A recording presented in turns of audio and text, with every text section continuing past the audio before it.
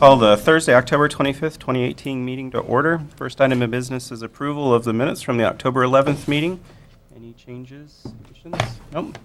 Stand as approved. Next is service awards. City of Hayes. There we go.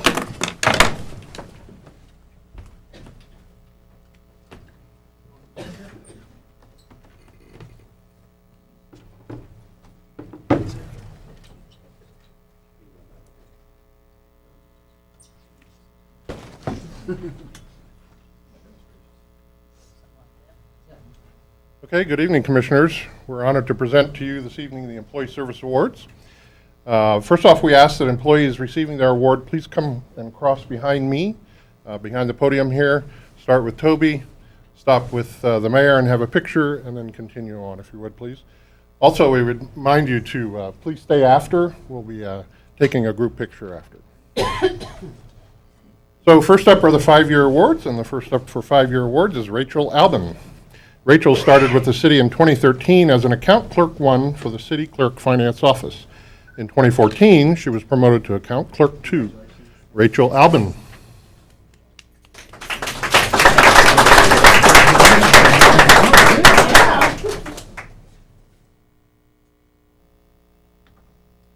Next up for 5-year award, Evan Crone. Evan began as a part-time police officer in 2013, then in 2014 was promoted to a full-time position. Evan Crone.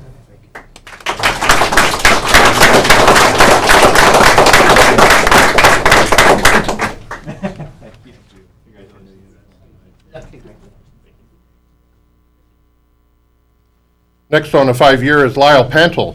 Lyle joined the city as a volunteer firefighter in 2013. He was appointed to a career firefighter position the next year. Lyle Pantel.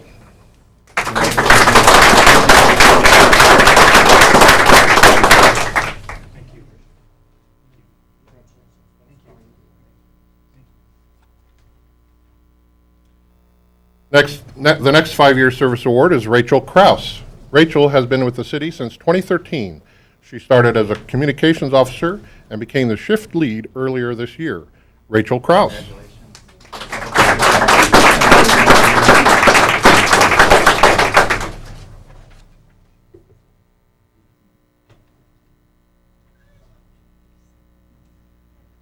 Next 5-year service award is A.J. Hill. A.J. started with the city as a maintenance worker for the service division. He then transferred to the water plant in 2014 as a plant operator 1. A.J. Hill.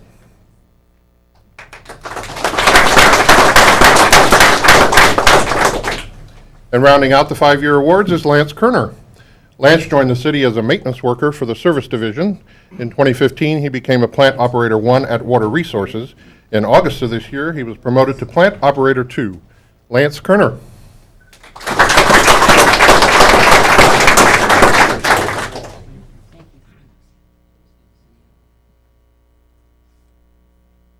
Ten-year awards. First up for 10 years, Kim Rupp. Kim began as the city's director of finance in December of 2007. Good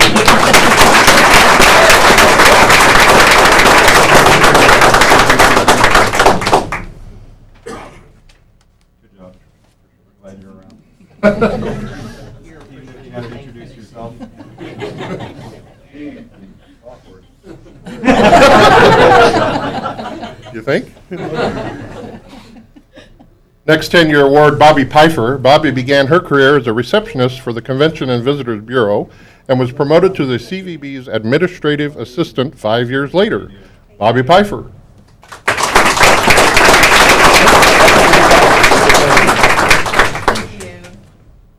Thank you. Next 10-year service award is Jamie Salter. Jamie joined the city in 2007 as an account clerk 1 for the finance office. In 2011, she took over the HR administrative assistant position, and then in 2014, she became the public works administrative assistant. Jamie Salter.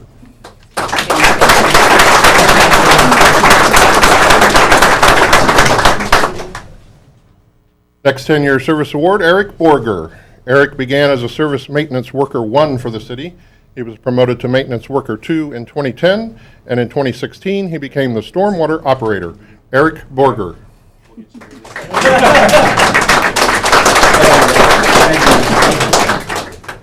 Thanks, Eric.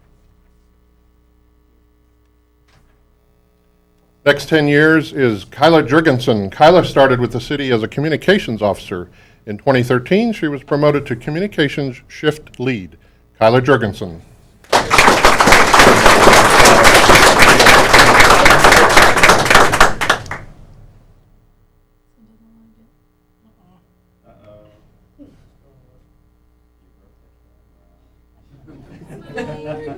Like me in front of people. Yay.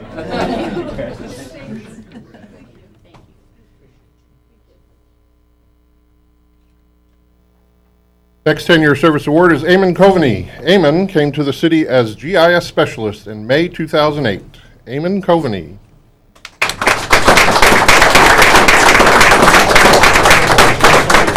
Congratulations.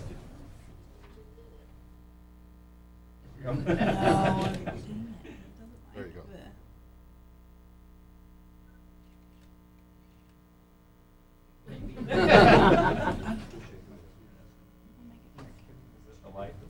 No, it works. It just makes sure they hold.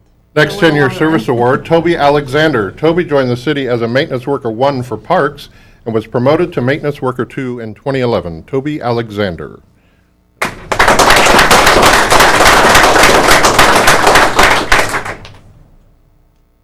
And the final one for 10-year awards is Brian Mice. Brian began at the city as a communications officer in 2008. In 2012, he was promoted to his current position as communications shift lead. Brian Mice.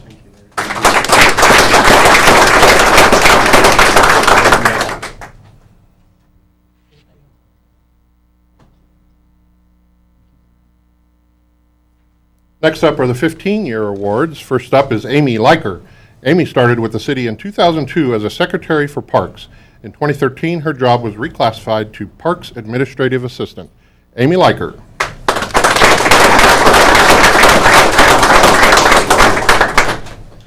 And one final award for 15 years is Janet Kuhn. Janet began her career with the city as Convention Sales Manager at the Convention and Visitors Bureau in July of 2003. Janet Kuhn.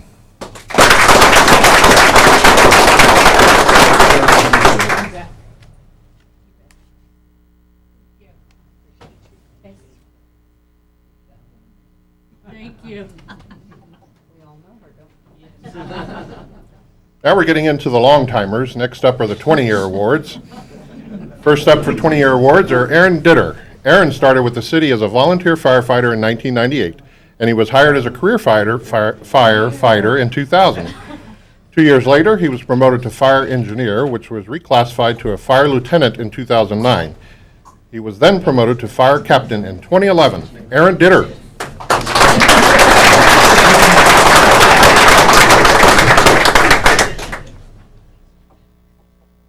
Next for 20-year service award is the person we all know who actually runs the city, Andrea Wenholt.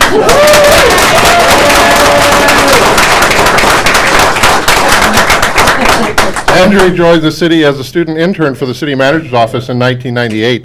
That same year, she became a full-time secretary for the Community Development City Manager Office. In 2001, she was promoted to executive secretary for the city manager office, and in 2002, her job was reclassified to executive assistant. Andrea Wenholtz.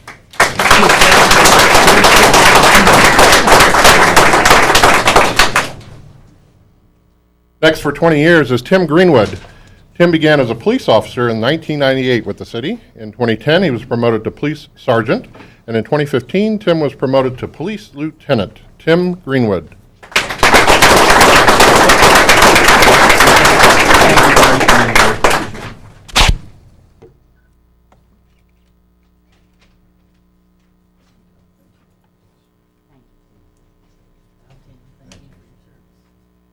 Next up for 20 years is Jason Bonchinsky.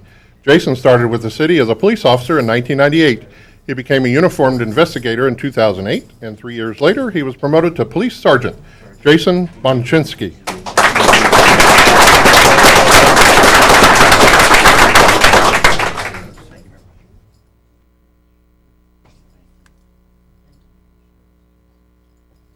The final one for 20 years is Jason Knipp.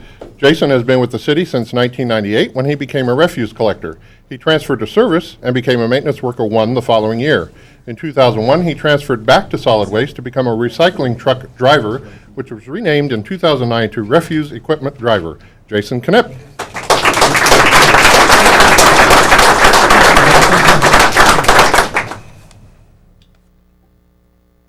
Next on the long-timers list are the 25-year awards. First up, Tim Huck. Tim started his career with the city as a plant trainee for the water plant in 1993. In 1994, he was promoted to plant operator 1. A year later, he was promoted to plant operator 2. His latest promotion was in 2015 when he became the water production and distribution superintendent. Tim Huck.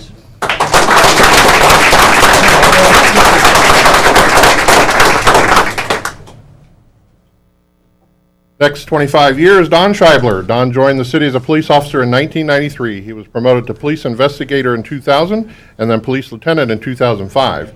In 2010, he was promoted to assistant police chief, and the following year was named chief of police, Don Scheibler.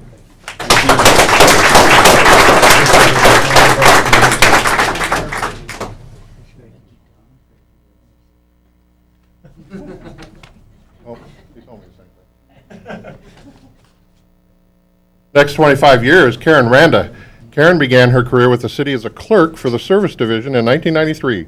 Over her 25 years, she has also been the Public Works Administrative Secretary, Engineering Aide, Engineering Technician, Inspector, and her current role as IT Technician. Karen Randa.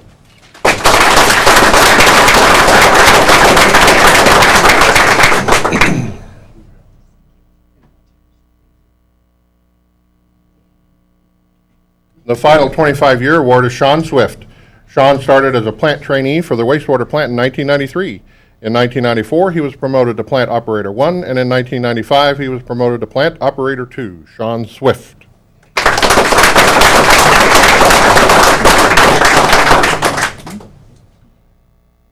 And tonight we have two long timers, the 35-year awards. First one goes to Mike Klein. Mike joined the city in 1983 as plant operator trainee for the wastewater plant. He was promoted 2 years later to plant operator 1. Mike Klein.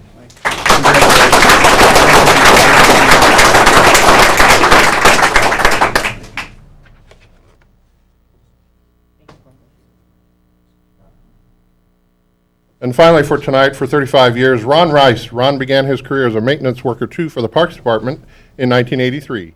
In 1986, he was promoted to tree technician, which was reclassified to parks technician in 1989. Ron Rice.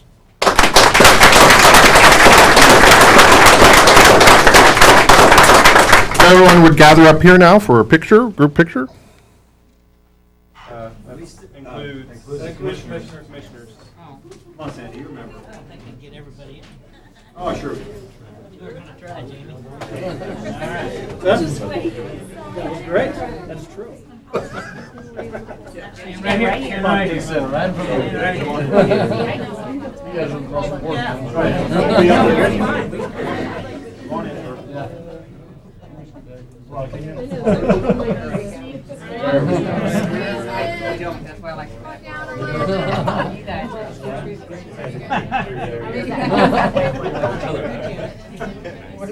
Then you look like you're looking over the top of the. Get up on my toes. Are we okay? That would be good. You can go up. In front of Eric. There you go. You're doing good. Pretend you like Jason. I need a uniforms. Okay, we're gonna take a couple of them, okay? One.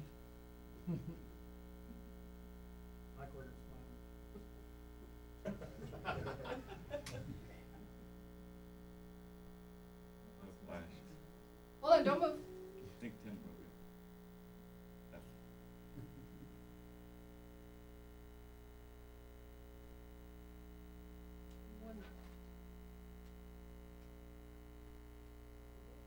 Right, a silly one.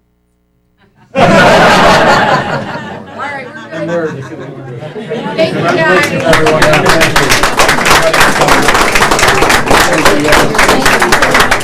Congratulations. I think the reward is to go home.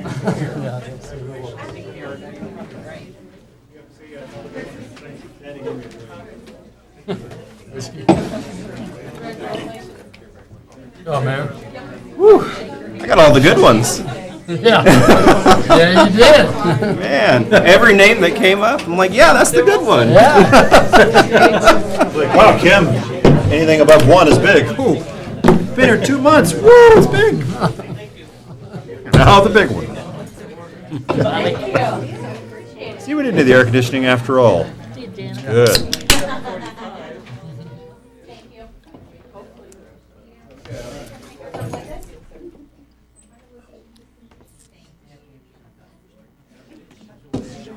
What? You want this seat? Got beef jerky? Oh, reason I showed up. How are you doing? A supper. All right. Where's your scanner at? Ask him if I can have it. You can't go anyplace. This is the only place I go without my scanner.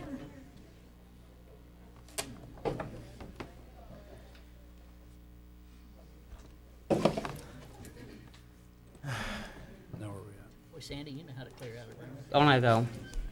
Congratulations to all of our employees. I think every time one of them came up, I thought, man, I felt like I got all the good ones this year. I mean, it was every one of them was just, we're so glad that they're with the city and thank all of them for their long-term service. It's a testament to the city that we're able to keep employees, Absolutely. quality employees like that this long.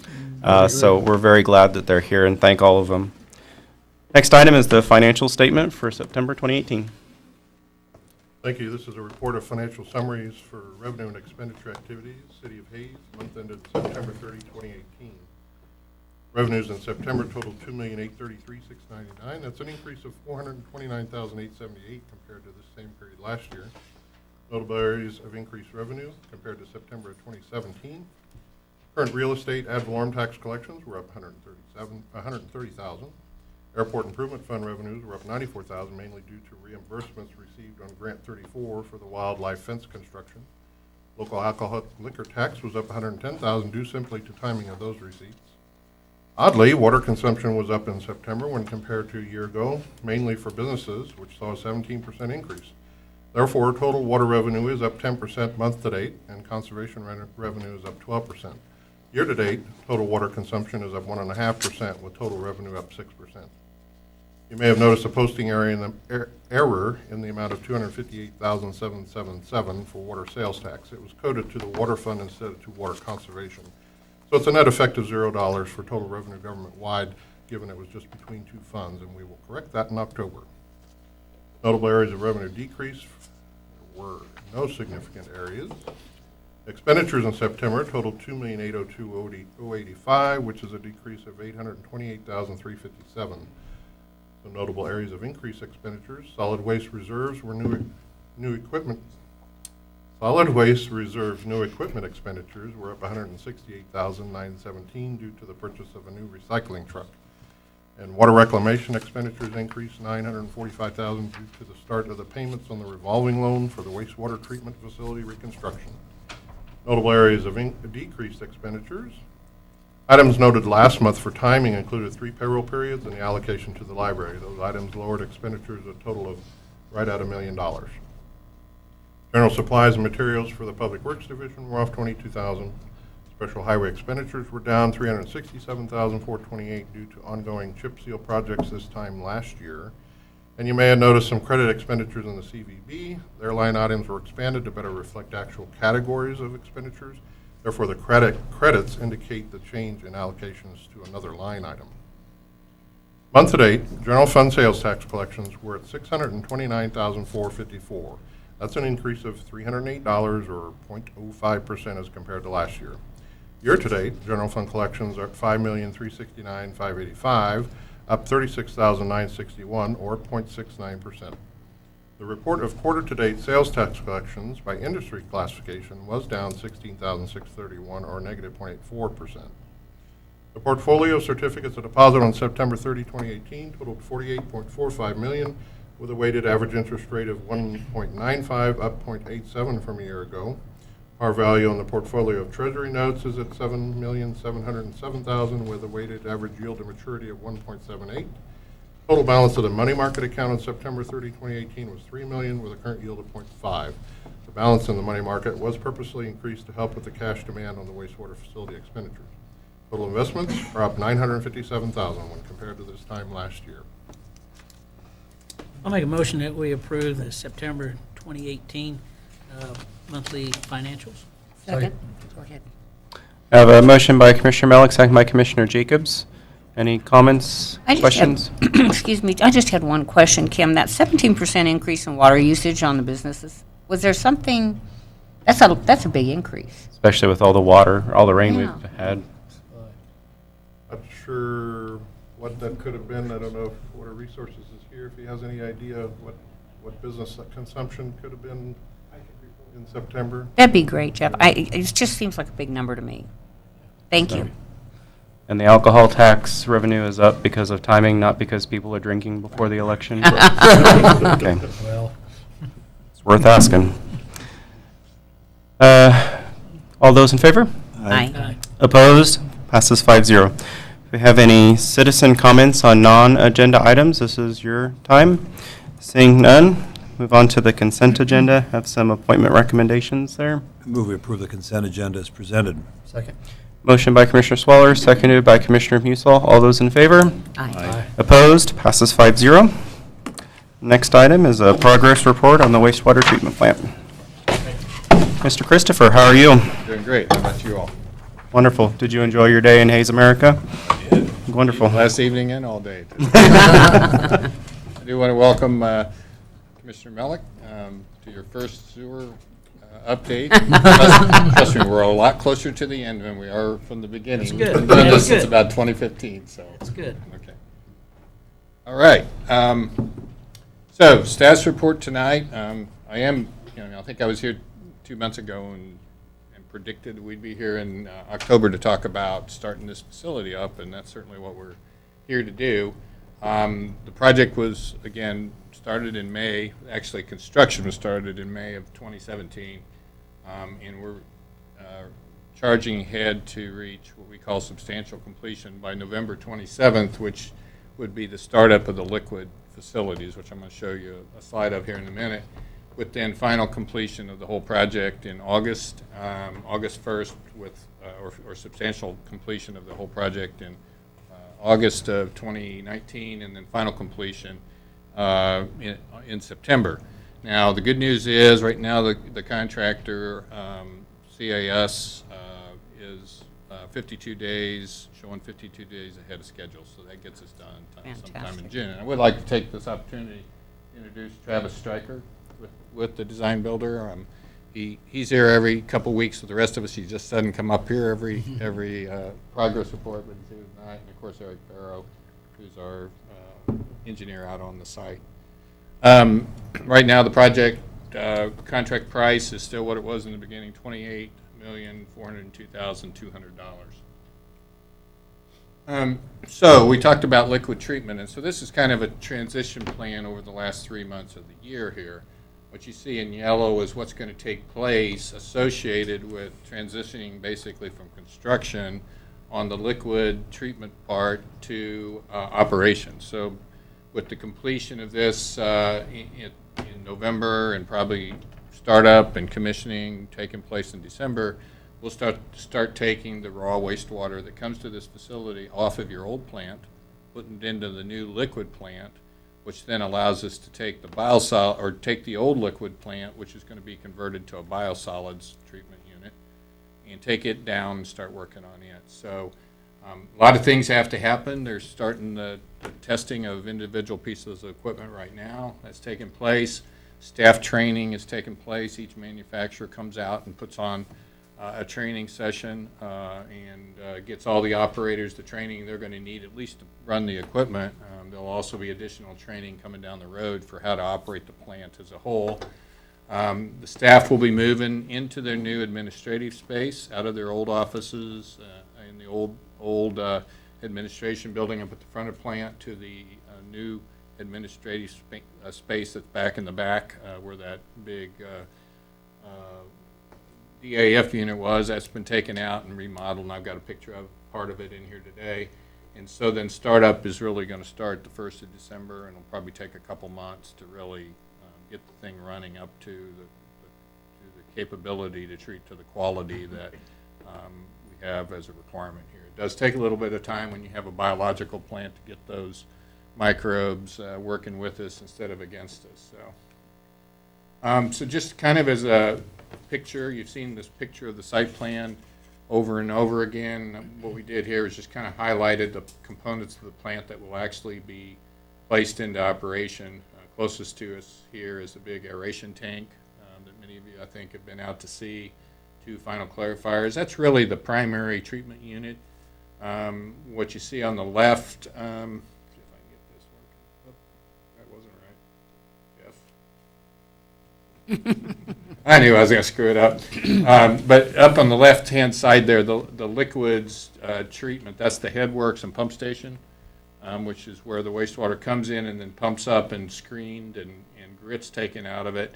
It will go around. What you see is the solids treatment there on the left-hand side of the screen. That's the existing treatment units. Look at the size of that compared to this big round basin. And even though this is closer in perspective there's a significant difference in size. And the reason it has to be larger is we're treating to a much higher level. We're taking out, besides just the pollutants that you've had to take out for the last 50 years, now because of new state regulations, you have to take out phosphorus and nitrogen. And so that's the main reason this plant work was started in the beginning, is that we're starting to protect from the Kansas River all the way up to all the tributaries against polluting with nutrients such as phosphorus and nitrogen. And then in the backside, the liquids treatment that you see there is primarily the filtration that filters the wastewater after it comes through the liquid aeration basins and clarifiers, and then through the UV disinfection. And so we replace chlorine with ultraviolet disinfection, and then what you see out there in the red is more additional biosolids treatment. There'll be biosolids dewatering, and then we'll continue to haul the biosolids to fields and or the airport for final application. This is around aeration tank, so a lot of things are going on in there. What you see is a bridge across the middle, and down the middle of it is the aeration devices. These are diffusers hanging off of this bridge that can be raised and lowered to be replaced or cleaned or maintained. There's blowers sitting right outside of this basin that blow air into that. And then these bridges, these 4 bridges you see, or 3 bridges you see around on this 2/3 of this bottom half of the basin, there'll be mixers mounted to those that keep the contents of this basin, which are those microbes I talked about, plus the wastewater that comes in, keeps it mixed and allow those microbes to break down all the pollutants as well as the phosphorus and the nutrients. This is the new disinfection area. This is in the area where the old filters were, the sand filters were located. Those were taken out, and UV disinfection is provided to all wastewater sent to the creek, Chitola Creek, as well as any wastewater sent to the golf course and onto the sports complex for land application and irrigation over there. This is the termination of the fiber optic that's come from the water plant and from City Hall, which ties all of your utility facilities together. This is in the admin space, and Chad with the city has been very instrumental in working with us and working with utility staff as well as the contractor to make sure this is all coordinated. And so you'll be able to, an operator will be able to sit in the water plant, or for that matter at City Hall, and see what's going on at the water plant and the wastewater plant, and have some limited capabilities to change how it operates. This is one of the workstations in that admin space, and you can see here the whole treatment plant is basically pictured on those screens, and you can tell from those screens a lot of information, whether a pump's running or a mixer's running, blowers running, maybe how much air is being put into the basin, how much whether there's any alarms taking place, something got overloaded and sends out an alarm. Operator Jason and others will be able to even pick this information up off their laptop and be able to identify if there's a problem and be able to react much quicker than which they may have in the past. Isn't a very pretty picture, but this is really where the discharge from the plant discharges in Chitola Creek out there, and well protected with that riprap, as you can see. But that's in an area where the floodwaters have in the past eaten away at that, and at one point in time we thought maybe that discharge flume right there might even collapse. So I think it's pretty well protected. With that, I'll be happy to answer any questions. Like I say, we're getting there. February when we come back, hopefully we'll be talking about, or I guess December when we come back, we'll be talking about a successful startup, and then in February we'll be talking about everything meeting discharge limits, hopefully. So, you have any questions? Sounds good. All right. Thank you. Wonderful. Thanks so much. Thanks, Dan. Next item on the agenda is letter of support for the water tower mural project. Last week, the city commission asked for a letter of support for the application for a grant to fund the water tower mural proposal. Do we need an actual motion on that, or? I believe so. Yeah. Okay. So we need a I motion. move we approve and submit the letter of support for the water tower mural project. I'll second that. I have a motion by Commissioner Swaller, second by Commissioner Jacobs. Any discussion on that? I have a couple of things to say. We have civic groups in the city that adopt different city parks, and each year they come to us, or I should say regularly, they come to us wanting us to match their money to do improvements within the city parks. And we do that. We have an agenda coming up, or an item on the agenda here in a little bit, where Parks Department set aside $50,000 or budgeted $50,000 for a playground and playground equipment at our sports complex, and Hayes Rec Commission stepped up and matched that with $50,000 so that we could have a large playground with large equipment. And it's something that we do routinely, is to match those funds. And I wonder how many of these things would have happened if we'd only gotten a letter of support from any of these entities. I'll be voting no on this tonight. Not that I don't want to see this happen, but frankly, I'm embarrassed that Mr. Shields is going to Dane G. Hansen with only a letter of support from us and no financial commitment. So that's where I'm at. I appreciate that. Any other discussion? I'm voting in favor of it tonight. But I want it clear. I am in total support of this, and I appreciated Commissioner Mellick's comment last week, and I'll use it myself. Go big or go home.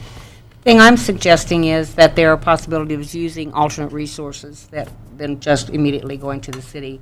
I spent some time talking to the CBB director, Melissa Dixon. She had put together some good numbers, I think, for Commissioner Malik, and that was good to look at. She makes some great points about the project. You know, it's a destination in her mind. It is a destination attraction, and she's the professional. I really appreciate the things that Melissa brings forward. I'm not against the project. I'm just looking at the use of other resources. You know, I wasn't here last week, so I'm, kind of had to catch up on what you guys said, but I like the project. I just don't like us funding it. That's just my opinion. I've had many people in the last, actually, couple of weeks that, why is the city paying for it? And I like what he has done throughout our community. I think it looks awesome. I personally, I think I'm on a different page than most of you guys. I don't think that we should be funding it. That's just my opinion. Okay. Anything else? I'm going to take that as a no. Well, I mean, what can I add? Yeah. I support the project. I like it. I think it's going to be something that's of a destination. You can't miss it when you're driving down the interstate. Dennis's work is world-class, and it certainly speaks to the history of our community, and there's nothing like it. And again, we're just repeating everything that was said last week, albeit there were no cameras here. So there'll be nothing like it in the Midwest. And as Commissioner Melick pointed out in an email, we spend a lot of money advertising our town on billboards, and I don't know if you did, I question the effectiveness of it because you're going so quickly. You did. And they make no sense. Not a problem with the CVB, but they're awful. But over time, they're very expensive. And this is something that's very clear, and it says exactly what we are. It doesn't say eat, stay, dine, or whatever, shop. This says, this is Hayes, this is what we're about. So from an artistic standpoint, it's phenomenal. It's also great from a promotional and a destination standpoint, and that's why I support it. I understand that you don't like the order in it, and I get that, but I do want to give him some options and see what happens. Yeah, I agree with that. I think it's it's not that, for me, it's the order of how the money is being given. I think is probably where my hang-up is. I agree with go big, go home, destination, like it, yeah, do it. I'm all for it, support it 100%. Me personally, I just like to know what other options are out there before we write a check. So with that, I'll call for the vote. All those in favor? Aye. Aye. Opposed? Nay. Passes 4-1. Next item from the agenda is 2019 health insurance.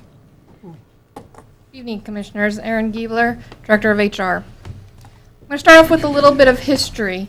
In 2017, the city switched to Blue Cross Blue Shield of Kansas and offered a triple option plan. Those plans were the high deductible, the base plan, and the premium plan. In order to keep health insurance costs within budget, employees were required to pay a portion of the premiums.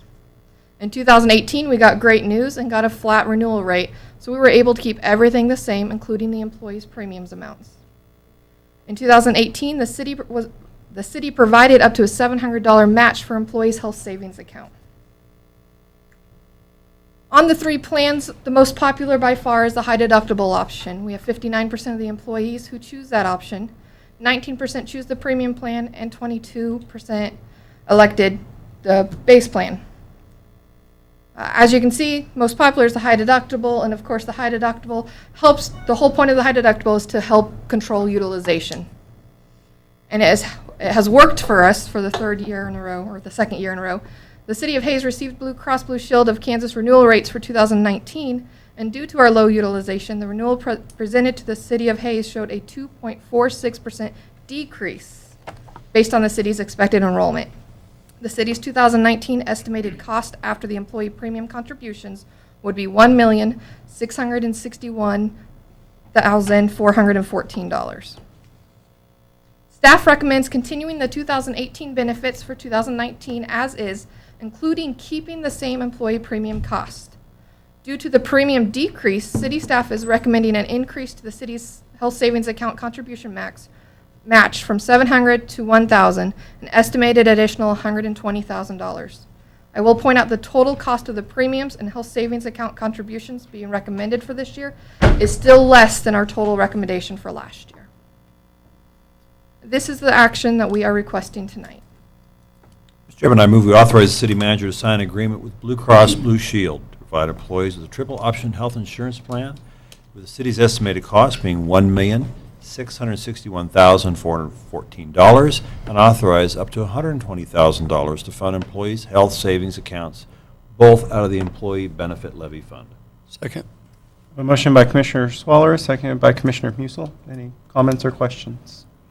As Commissioner Schwaller said, there weren't cameras here last week, so I'd just like to express the appreciation for the committee and all the work you've done to bring this forward. This is an outstanding plan. Thank you very much. Great news. Call for the vote. All those in favor? Aye. Opposed? Passes 5-0. Next item, new uniforms for the police department. Good afternoon, Don Scheibler, Chief of Police for the Hayes Police Department. Tonight I'm also joined by members of the Roundtable Committee. These are the employees who actually did the heavy lifting on this project, so I'm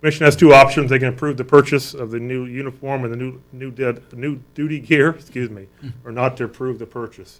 Obviously, city staff is recommending moving forward with the purchase. This is the action we're requesting. Mr. Chairman, I'll move to approve the purchase of the new style Blower police uniform from Southern Uniform and Equipment for $30,401.04, and new duty leather gear from GT Distributors for $14,610.57, using public safety equipment funds. I'll second. Motion by Commissioner Jacobs, second by Commissioner Schwaller. Had a few people ask me why we're getting new uniforms, and I've answered by saying, in your job, do you still use equipment that was designed in 1957 to do your job? The answer so far has been no. So that is why we need new uniforms. So Appreciate your support. we're glad that you guys are bringing this forward. I'm shocked that that it's taken this long Surprising. to get something new. I hope that this makes your guys' jobs a lot easier. Thank you. Well, I also think they're one of the most visible departments in our community.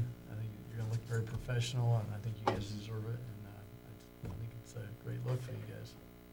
Thank you. Call for the vote. All those in favor? Aye. Opposed? Passes 5-0. Thank you, Thank Chief. you very much. Thank you. Next item, sports complex playground purchase.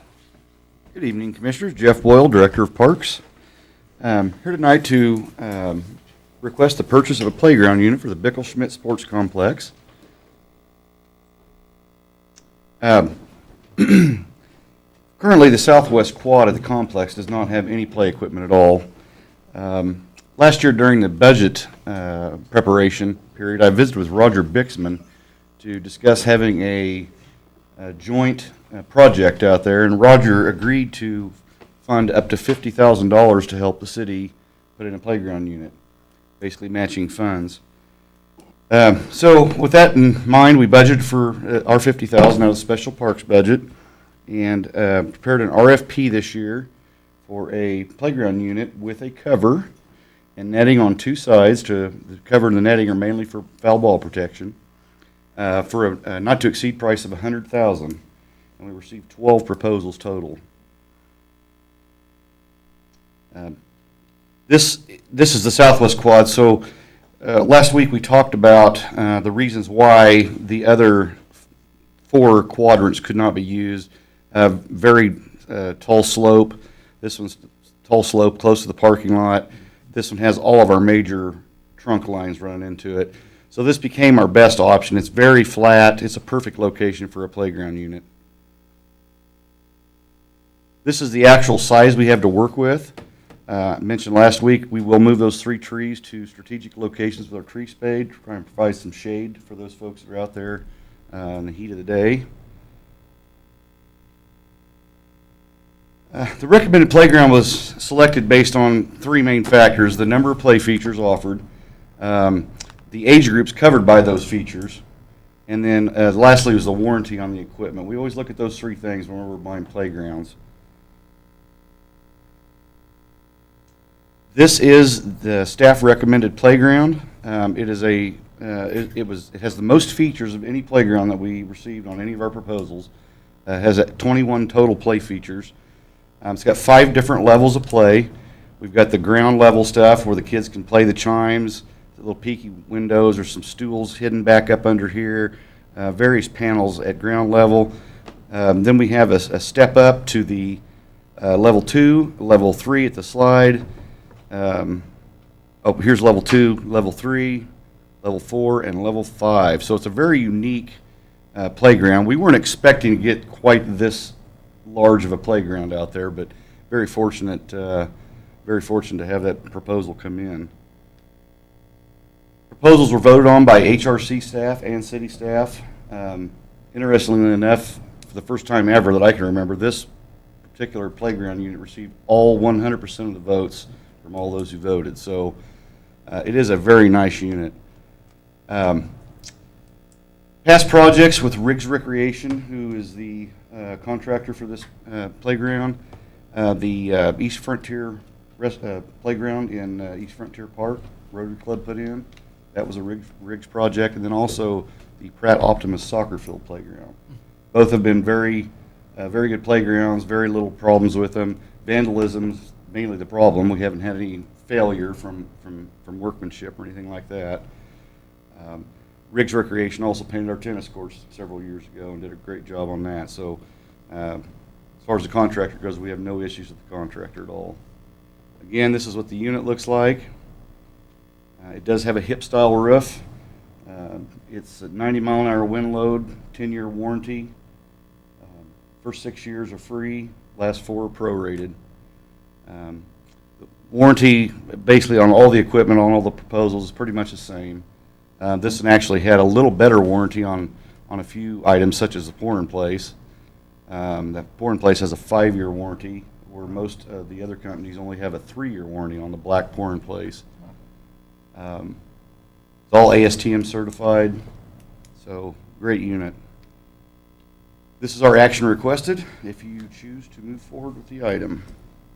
Mr. Chairman, I'll move that we approve the proposal from Riggs Recreation Equipment for the proposed playground equipment for the southwest field to the Bickle-Schmidt Sports Complex for an amount of $49,998.44 from the Special Parks and Recreation budget to match funding provided by the Hayes Recreation Commission. I'll second. Motion by Commissioner Musil, second by Commissioner Melick. Any questions? I'd like to comment, I think this is great for our complex. As most of us know, our tournaments out there continue to grow, which continues to bring sales tax into our community. And if you've been involved in any of the tournaments or anything they have out there, all of our neighboring Great Bend, Dodge City, everybody continue to be having huge improvements. And we're growing every year, but we have to continue to get better if we want to keep drawing these people. And this is a very small, I don't think a playground's going to draw people, but I know when you have little kids out there, it sure is nice to have something for the kids to go play. So I think this is great. I think it's great for our community. Yeah, my son had baseball out there this summer, and some of my other kids almost didn't survive the summer because I was trying to watch them and watch him at the same time. So this is great. So, call for the vote. All those in favor? Aye. Aye. Opposed? Passes 5-0. Thanks, Jeff. Thank you very much. Next item, Airport Consultant Master Services Agreement. Good evening. Jesse Rohr, Director of Public Works. Should have known we talked about airport and FAA projects and we clear the room, so. So one of the They left before Jeff started talking. one of the requirements of the FAA is to use the use of an approved engineer for plans, applications, and project development for FAA-funded projects. In May of 2018, staff solicited requests for qualifications for the airport engineering consultant. The city's current airport engineer, Burns McDonnell, was the lone consultant to submit a proposal and has prepared an amendment to the current master services agreement that is up for consideration tonight. Burns McDonnell has been the consultant for the airport for at least the last 10 years. This particular agreement lists projects such as procurement of snow removal equipment, which we'll talk about in the next item. Runway 422 edge lighting project coming up in 2 to 3 years. Possible taxiway M reconstruction, apron rehab, which we'll also talk about tonight, and possible other projects between now and the next 5 years. As I mentioned, we started this process in May of 2018. There's a very specific process per the required FAA advisory circular that we are required to follow when soliciting proposals.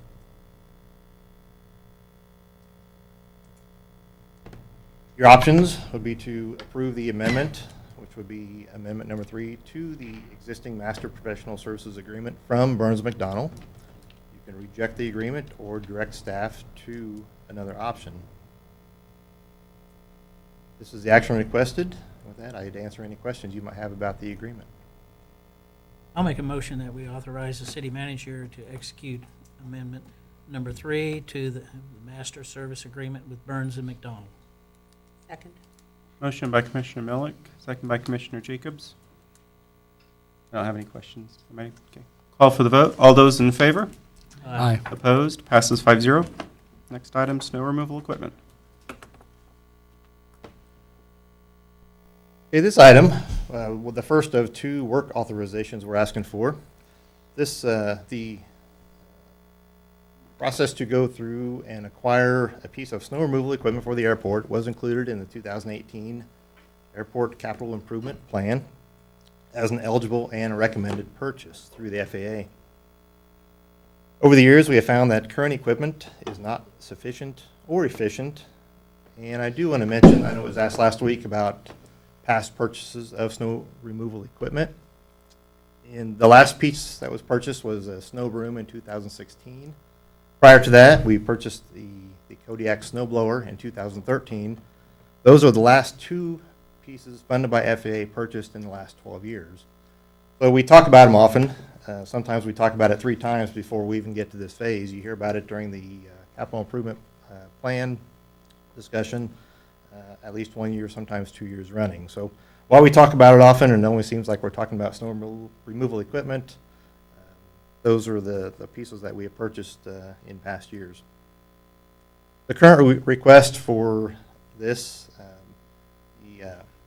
the engineering fee, is a total fee of $18,060.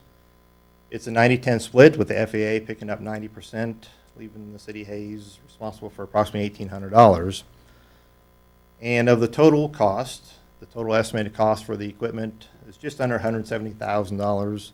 And therefore, again, the city of Hayes would be responsible for approximately $17,000, which would be covered out of the Airport Improvement Fund. The truck wouldn't be unlike trucks we have in the public works fleet already. It's not necessarily going to be orange, as shown here. It will have the major difference will be the size of the plow on the front. We're looking at a minimum 16-foot wide plow, as opposed to the 12-foot wide plows we use within the city. Could even be upwards of 18 foot, and that'll be determined over the coming months here as the project moves along. The FAA has submitted what they call the GO letter, which verifies that the FAA funding has been approved for the project. And as I mentioned, the work authorization is required as part of the snow removal equipment acquisition process. If approved, and as we go through the process, we should have the equipment in place for the 2019-2020 winter season. Your options would be to approve the work authorization from Burns McDonnell, reject the project, or direct staff to another option. This is the action requested from you tonight. I'll move that we authorize city manager to execute work authorization number 1 with Burns and McDonough in the amount of $18,060 with the city share of $1,806 to be funded out of the Airport Improvement Fund. I'll second. Motion by Commissioner Musel, second by Commissioner Melick. Any questions, comments? My only question, this vehicle would also be able to use within the city, correct? Yes, if there was a need and it wasn't being used out there and used at the time, there's no Right. reason we couldn't bring it in. I mean, similar to what airports- we do with other equipment. Right, airport's always first on, Correct. right. Will getting the blades that wide keep it from being? Oh. The blade itself